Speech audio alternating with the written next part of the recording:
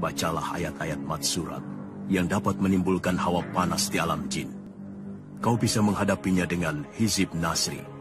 Gabungkan dengan zikir amal rasuli. Terima kasih, Guru. Mohon doa restu. Assalamualaikum warahmatullahi wabarakatuh.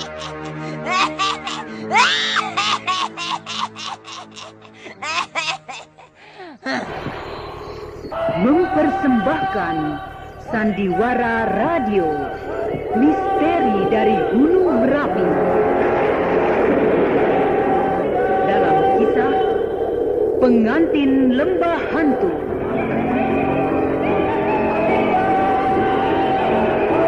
Naskah karya Asmadi Syafar dengan para pelaku Ana Rusli sebagai Rosmina, Ade Kusniati sebagai Suni, Hari Aki sebagai Samsuri, Idris Apandi sebagai Raisman, Bahar Mario sebagai Sembara, Ferry Fadli sebagai Basir, Lia Haidir sebagai Farida, dan pembawa cerita Neni Sumardi.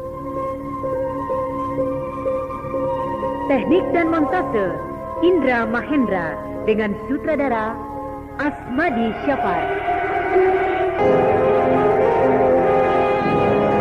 Pada bagian yang ke-9 telah dikisahkan bahwa Farida yang tanpa disadari kini sedang terancam bahaya besar yang mengerikan. Karena dia akan dibawa Mardian ke lembah hantu untuk dijadikan pengantin oleh penghuni lembah itu yang bernama Ular Hitam. Tetapi juga tanpa dia sadari, Sembara dan Basir akan pergi ke rumahnya untuk menjaga Farida dari gangguan dan ancaman bahaya. Walaupun kedua orang ini belum tahu bahaya apa yang akan mengancam Farida, selain bahaya harimau siluman yang memang sudah pernah dan akan selalu mengintainya. Nah, saudara pendengar, marilah kita ikuti serial Sandiwara Radio ini dalam kisah Pengantin Lembah Hantu.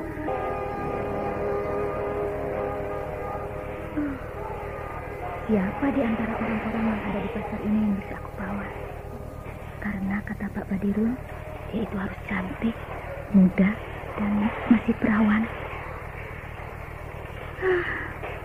Susah juga memilih orang di pasar ini.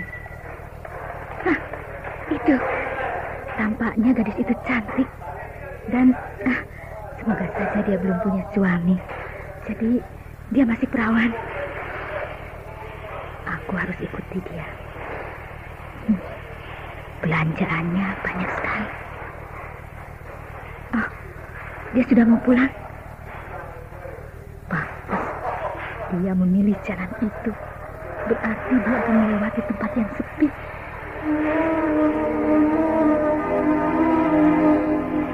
Anak siapa ini? Cantik betul. Kecantikannya sama dengan Farida. Hanya kalau Farida kulitnya putih, dia ini kuning langsat.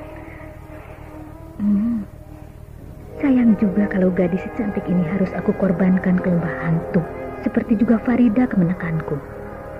Tapi biar saja, yang penting aku bisa sembuh. Masa bodoh mau diapakan mereka nanti di sana. Dek, tunggu sebentar. Nah, dia berhenti. Dan tempat ini cukup sepi. Tunggu, Dek.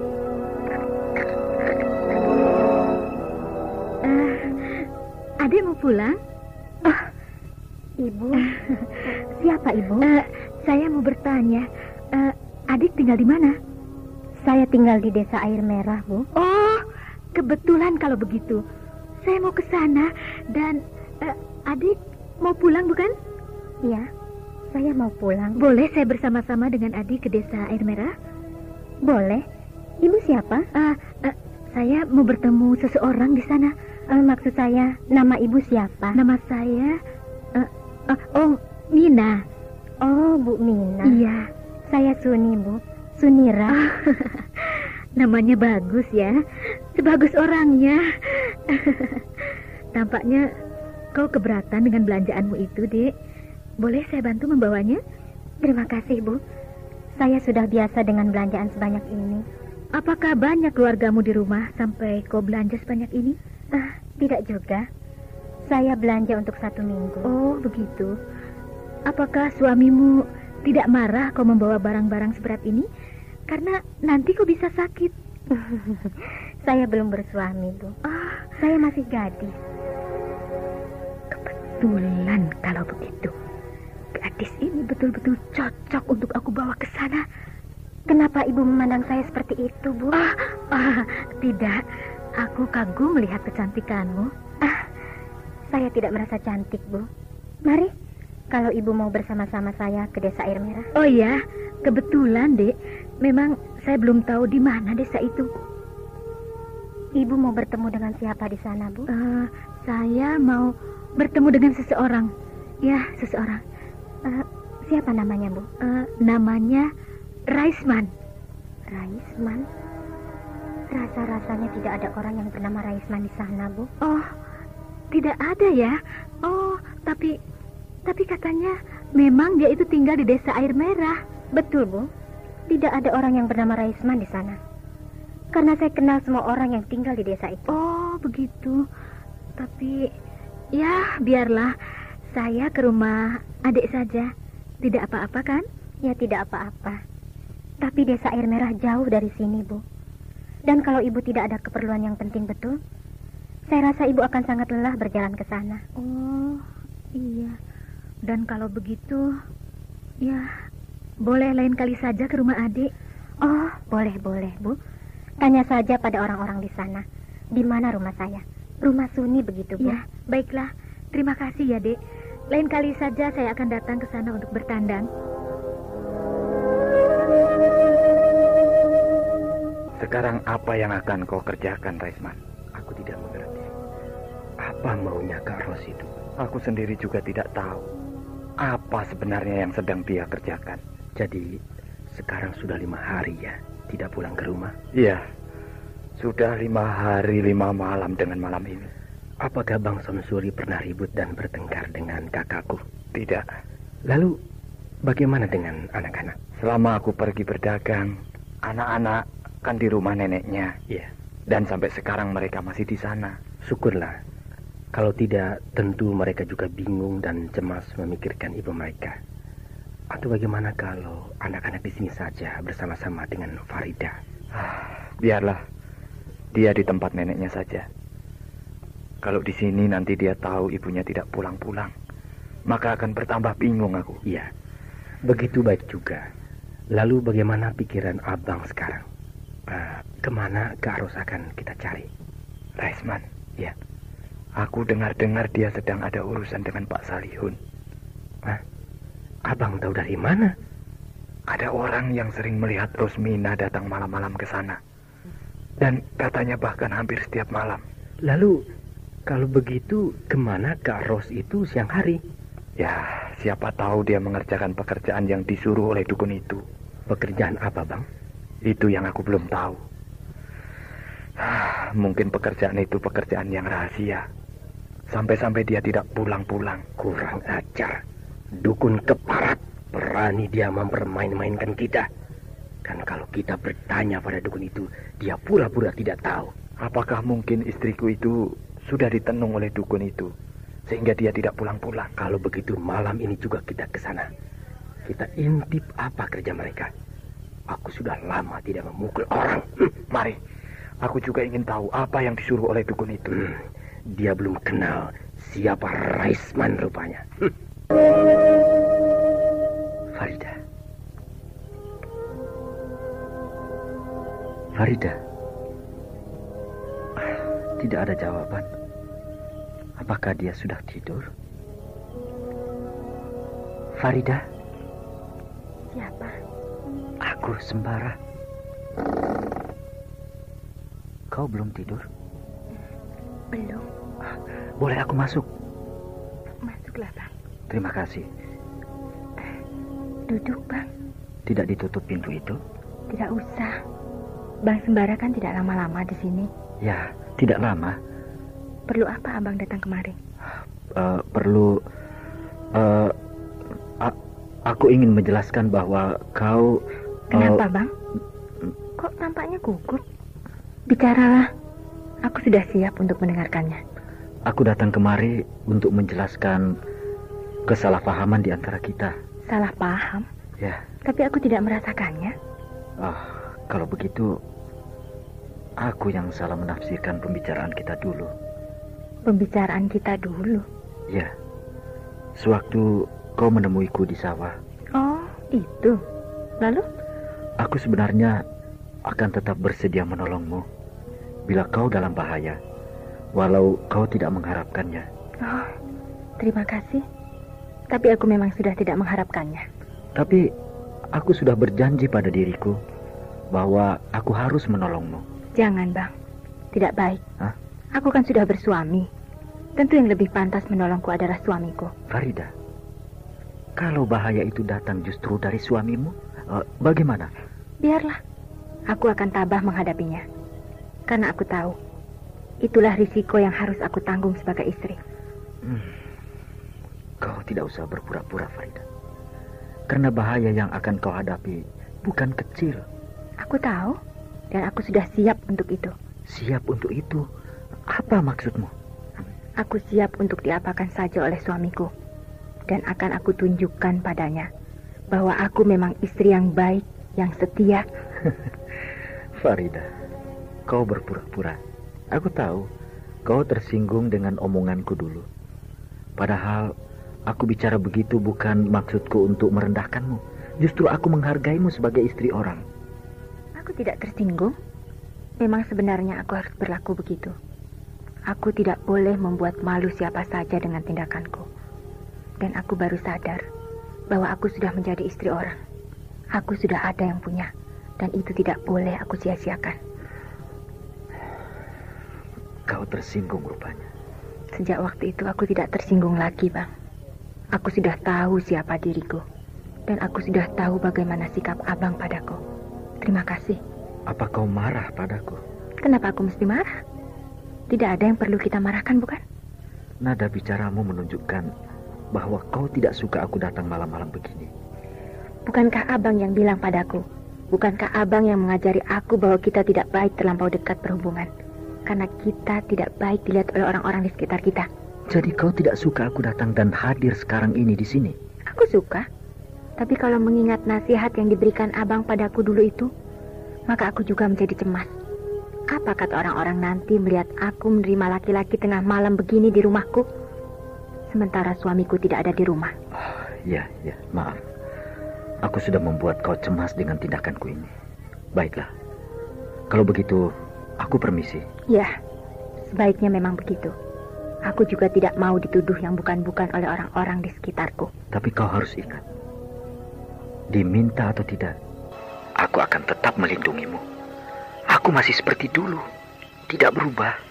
Terima kasih atas kebaikan Abang. Tapi aku rasa tidak usah susah-susah untuk menolongku. Aku bisa menjaga diriku, dan suamiku pun bisa menjagaku. Sayang dia tidak ada di sini.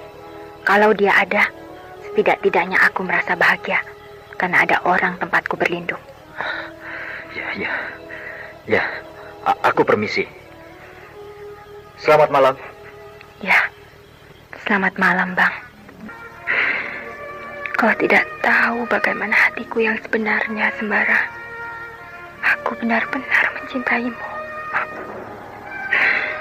Tapi kau terlampau sombong untuk menerima kenyataan ini. Kau tidak mau menerima barang bekas. Padahal kalau kau tahu bahwa aku masih seperti dulu, aku masih suci, aku masih perawan. Karena Mardian tidak pernah menyentuh diriku. Ternyata kau memang tidak tahu bagaimana hati seorang wanita.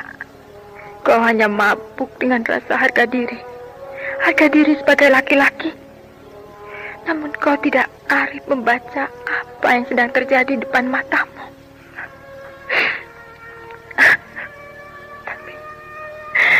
Tapi biarlah.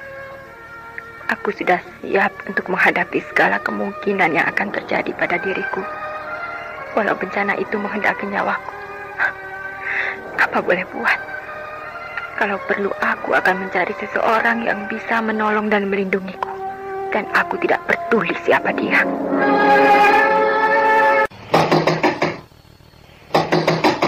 Siapa? Saya. Saya siapa? Raisman dari kampung seberang.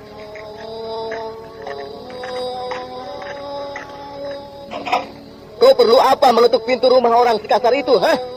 Di mana kakakku kau sembunyikan, ha? Kakakmu? Kakakmu yang mana? Kakakku Rosmina.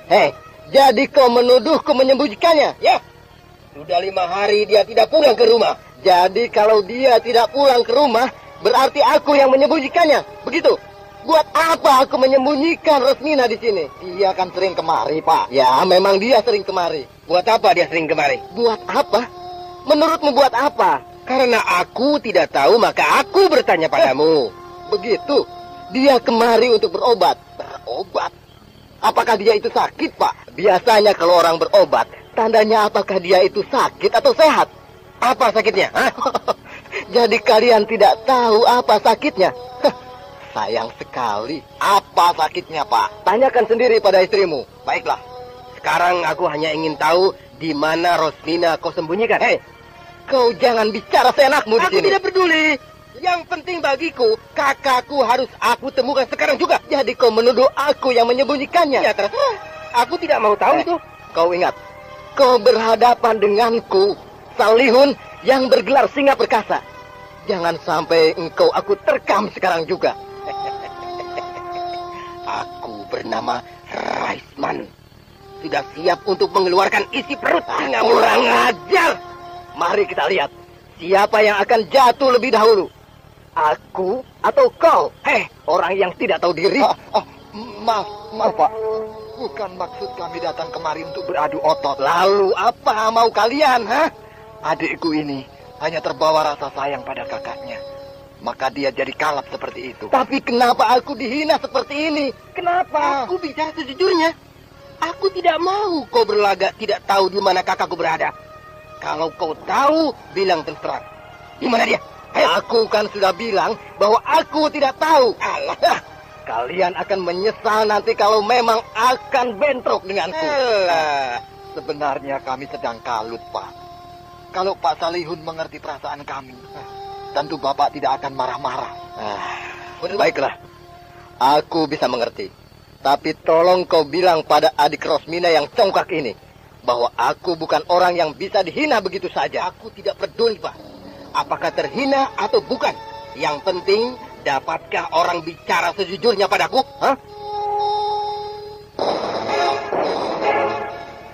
Kenapa ayahku lama betul pulangnya?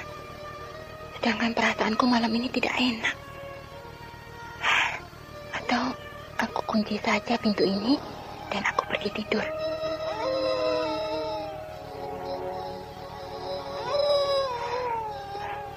Lolong anjing. Persis seperti di rumah Tuan Rene dulu keadaannya. Anjing sering melolong. Dan tiba-tiba saja Mardian memandangku dengan buas.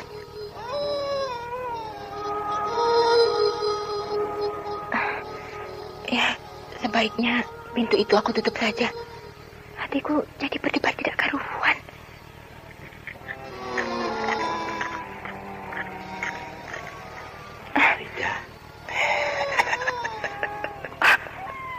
Bang Mardian,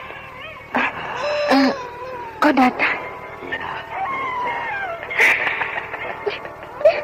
Gigimu bertari.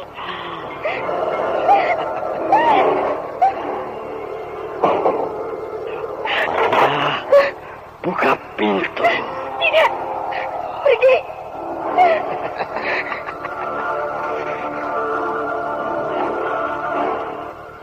Farida menjadi panik karena ketika dia mengingat bagaimana suaminya akan mencekiknya dulu di rumah Tuan Rene, tiba-tiba Mardian muncul di depan pintu rumahnya. Dan dengan cepat, Farida menutup pintu dan dia lari mengunci diri di dalam kamarnya. Nah, saudara pendengar, demikian tadi telah kita ikuti serial Sandiwara Radio ini. Sampai jumpa esok hari pada waktu dan gelombang yang sama.